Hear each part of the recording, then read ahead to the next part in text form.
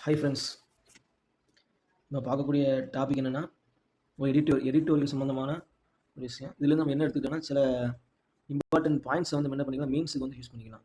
டிஎன்பிஎஸ்சியாக இருக்கட்டும் அல்லது யூபிஎஸ்சி இருக்கட்டும், அதில் இருக்கக்கூடிய பாயிண்ட்ஸ் வந்து நம்ம மெயின்ஸுக்கு வந்து யூஸ் பண்ணிக்கலாம். ப்ளஸ் ஃபிலிம்ஸுக்கும் நம்மளுக்கு யூஸ்ஃபுல்லாக தான் இருக்கும் சில பாயிண்ட்ஸுகள். ஓகேங்களா? அப்படி என்ன கொடுத்துருக்காங்கன்னா, இதில் வந்து அன்எம்ப்ளாய்மெண்ட்டை பற்றி கொடுத்துருக்காங்க. அது எதோட லிங்க் பண்ணியிருக்காங்கன்னா, எலெக்ஷன் வச்சு லிங்க் பண்ணிக்கிறாங்க. எப்படின்னு பார்க்கும்போது, ரீசெண்டாக நடந்த அந்த எலெக்ஷன் ரிசல்ட்டில் வந்து என்னாச்சுன்னா, ஆளுங்கட்சிகள் வந்து போன டைம் இருந்த ஆளுங்கட்சிகள் வந்து என்னென்னா மெஜாரிட்டி பெரும்பான்மையை வந்து நிரூபிக்க முடியலை அவங்களால. அப்போ அது இப்போ ஏன் நிரூபிக்க முடியலங்கிறது அவங்களோட ஆட்சியில் வந்து ஏதோ பின்னடைவு ஏற்பட்டிருக்கலாம் அப்படின்னு பார்க்கும்போது என்ன சொல்கிறாங்கன்னா, அதிகமான வேலை வாய்ப்புகளை வந்து அவங்க என்ன ஏற்படுத்தலை அப்படின்னு சொல்கிறாங்க. அப்படின்னு அப்போ அந்த தேர்தல் முடிவு மூலியமாக நம்மளுக்கு வந்து என்ன தெரியுதுன்னா, அதிகமான வேலை வாய்ப்புகள் இல்லாத காரணத்தினால வந்து அவங்களுடைய மெஜாரிட்டி பெரும்பான்மையை அமைக்கிறதுக்கான வாய்ப்புகள் வந்து அவங்க இழந்துட்டாங்க அப்படின்னு சொல்கிறாங்க. அதனால தான் இப்போ வந்து என்ன பண்ணுறாங்கன்னா, அந்த கடந்த ஆண்டில் இருந்த அந்த ஆளும் கட்சி வந்து இப்போ வந்து கூட்டணி கட்சிகளுடன் சேர்ந்து தான் என்ன பண்ணியிருக்குன்னா, இந்த டைம் எலெக்ஷனில் வந்து ஆளுங்கட்சியாக வந்து ஃபார்ம் ஆகிருக்கிறாங்க. சரி, இப்போ அதில் வந்து நம்ம கொடுத்துருக்க இந்த டாப்பிக்கில் வந்து இம்பார்ட்டண்டான பாயிண்ட்ஸ் என்ன, இதெல்லாம் என்ன தெரிஞ்சுக்கலாம் அப்படின்னு பார்க்கும்போது என்ன சொல்கிறாங்கன்னா, ஒரு கணிப்பு என்ன சொல்கிறாங்கன்னா, இந்திய பொருளாதாரம் வந்து அடுத்த 5 ஆண்டுகளில் வந்து 25 மில்லியனுக்கும் அதிகமான வேலைவாய்ப்புகளை வந்து உருவாக்க வேண்டும் அப்படின்னு ஒரு ரிப்போர்ட் ஒரு இது சொல்கிறாங்க. வேண்டும்னா அந்த அளவுக்கு வந்து வேலைவாய்ப்புகள் வந்து இல்லாமல் இருக்குது அப்படின்னு சொல்கிறாங்க. அப்போ என்ன சொல்கிறாங்கன்னா, இந்தியனுடைய எக்கனாமி வந்து கடந்த ஆண்டில் வந்து எப்போவுமே பொருளாதாரத்தை வந்து ஜிடிபியில் வந்து மெஷர் பண்ணுவாங்க. மொத்த உள்நாட்டு உற்பத்தியில் வந்து மெஷர் பண்ணுவாங்க. அப்படி பண்ணும்போது கடந்த ஆண்டுடைய ஜிடிபி வந்து எத்தனை சதவீதம்னா 8% இருக்கும். சரி, அப்போ இந்த 8% வந்து நல்ல ஒரு வளர்ச்சி தான். அப்போ இது உண்மையாக இருக்கும் பட்சத்தில் பார்க்கும்போது அப்போ வேலை வாய்ப்பு வந்து அதிகரிச்சிருக்கும். ஆனால் வேலை வாய்ப்பு வந்து என்ன ஆகுதுன்னா, வேலை இன்மை தான் காணப்படுது. வேலை வாய்ப்புகள் வந்து அதிகமாகலை. அப்போ ஜிடிபி வந்து ஒரு பக்கம் அதிகமாகுது, அப்போ வேலை வாய்ப்புகளும் அதிகமாகும். ஆனால் வேலை வாய்ப்புகள் வந்து ரொம்ப கம்மியாகுது, வேலை இன்மை தான் காணப்படுது. அப்போ என்ன சொல்கிறாங்கன்னா, தற்போது என்ன சூழ்நிலை நிர்வாகுதுன்னா, வேலை இல்லா திண்டாட்டம் வந்து நடைபெறுது. அப்போ இதை வந்து எப்படி சரி கட்டணும்? அப்போ என்ன சொல்கிறாங்கன்னா, புதிய ஒரு பொருளாதார கொள்கையை வந்து நீங்கள் வந்து ஏற்படுத்தணும். இப்போ உள்ள ஆட்சி வந்து புதிய பொருளாதார கொள்கையை ஏற்படுத்தணும் அப்படின்னு சொல்கிறாங்க. அதுபோல் இல்லாமல் இன்னும் சில டேட்டாவும் கொடுக்குறாங்க. ரீசெண்டாக வந்து ஒரு புள்ளி விவரங்கள் படி என்ன சொல்கிறாங்கன்னா, 15 வயசு அல்லது அதற்கு மேற்பட்டவர்களுடைய வேலையின்மை விகிதம் வந்து 2021 வந்து 4.2% இருந்தது. ஆனால் 2023 வந்து 3.1 இருக்கிறது. அப்போ வருஷம் கூட வந்து என்னதுன்னா, ஒரு வேலையின்மையுடைய பெர்சன்டேஜ் வந்து கம்மியாகுது.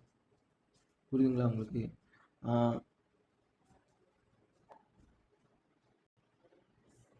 அப்போ இது வந்து என்ன சொல்லணும், இந்த குறைவு விரைவான மொத்த உள்நாட்டு உற்பத்தி வளர்ச்சி விகிதம் 8க்கு வந்து ஏற்பதாக இல்லை. அப்போ வேலையின்மை வந்து என்னதுன்னா, இந்த அளவுக்கு குறைஞ்சிருக்கிறது வந்து அந்த ஜிடிபிக்கு வந்து ஏற்புடையதாக இல்லை அப்படிங்கிறாங்க.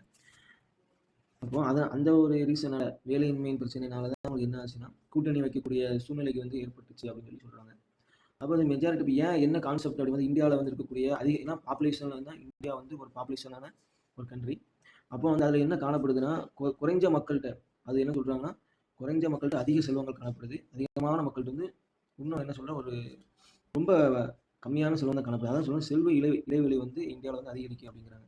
அந்த செல்வ சமத்துவமின்மையால் தான் உங்களுக்கு வந்து இந்த மாதிரி ஒரு அதிகரிப்பை வந்து காட்டுது ஜிடிபியில் வந்து. ஏன்னா அந்த கொஞ்சம் பெர்சன்டேஜ் மக்கள்கிட்ட அதிக செல்வம் இருக்கிறதுனால உங்களுக்கு ஜிடிபியில் வந்து அதிகமாக காமிக்குது. ஆனால் அதிக மக்கள்கிட்ட வந்து குறைஞ்ச செலவினங்கள் இருக்கிறதுனால தான் உங்களுக்கு வேலையின்மை வந்து ஏற்படுது. அப்போ ஒரு என்ன சொல்லலாம், செல்வத்தில் வந்து ஒரு இன்இக்வாலிட்டி அப்படி இருக்குது. சரிங்களா? அப்போ அந்த இந்தியாவோட மக்கள் தொகையில் வந்து 1% நபர்கள் தான் எத்தனை செல்வத்தை வச்சிருக்காங்கன்னா 40% செல்வத்தை வந்து வைத்திருக்கார்கள். இருக்கக்கூடிய 99% நபர்கள் அவங்க எல்லாம் சேர்ந்து தான் எத்தனை வச்சிருக்காங்கன்னா 60% செல்வத்தை வந்து வச்சிருக்காங்க அப்படின்னு சொல்றாங்க.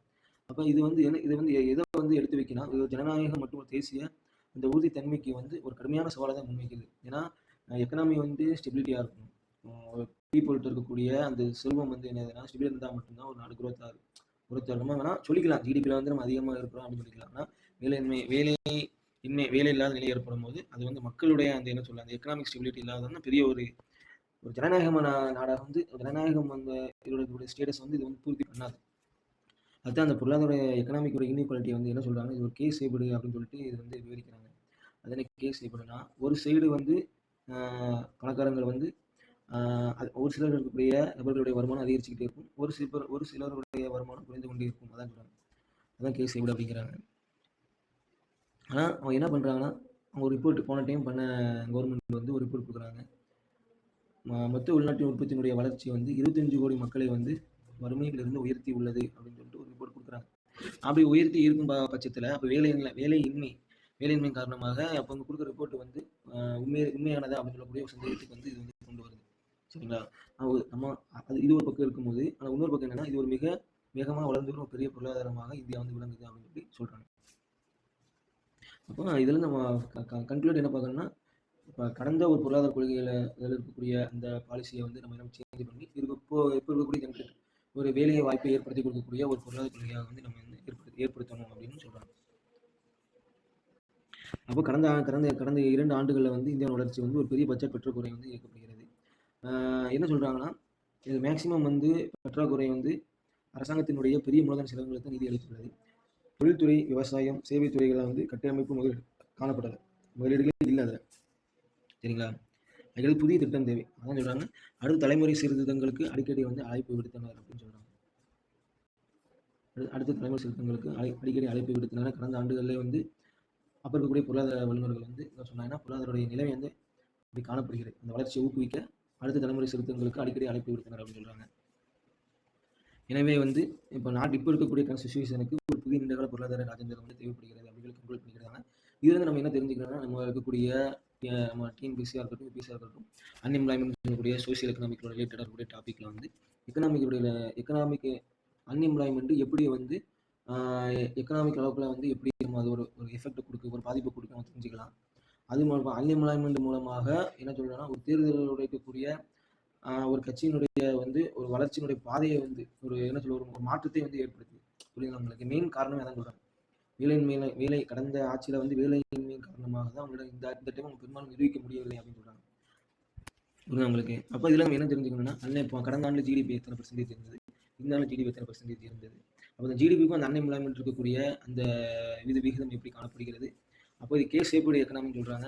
ஒரு சாலர் வந்து 1% மக்கள் வந்து வருமானத்தை அதிகரிச்சுக்கிட்டும் பல நபர்களுடைய வருமானம் குறைந்து கொண்டும் காணப்படுகிறது அப்படின்னு சொல்றாங்க. ஓகே ஃப்ரெண்ட்ஸ், இதான் பார்த்துக்குங்க. இதில் தேங்க்ஸ்.